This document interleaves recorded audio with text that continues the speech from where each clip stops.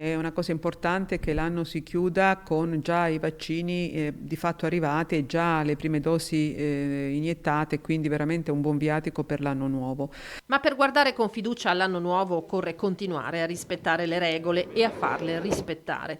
Il prefetto Maria Rosaria Laganà ha già annunciato con buon anticipo che per Capodanno non si faranno sconti. I controlli nelle piazze e in strada questa sera da parte delle forze dell'ordine saranno ferrei per far rispettare il coprifuoco a partire dalle 22 e fino alle 7 di domani mattina, ma anche per cercare di dissuadere dagli assembramenti in casa. L'invito che posso fare è che ci sia questo ulteriore sforzo, ci deve essere il tempo di creare questa immunità di carattere diciamo così generale e quindi l'invito è a tutti a rispettare quelle che sono le disposizioni. Uno sforzo che potrebbe durare ancora per diversi mesi, vista la possibilità, affatto remota, che il Veneto dal 7 gennaio rimanga in zona arancione.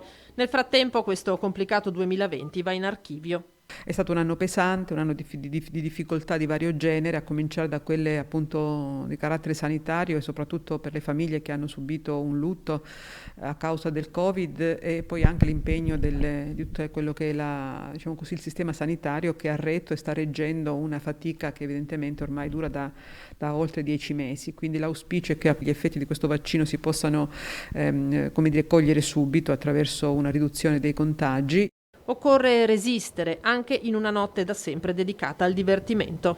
Poi l'auspicio è che si possa riprendere nel più breve tempo possibile sia le relazioni umane e sociali di cui sentiamo tanto la mancanza e ovviamente con tutto il corredo poi per quanto riguarda le attività economiche io sono fiduciosa che passato questo periodo le attività riprenderanno.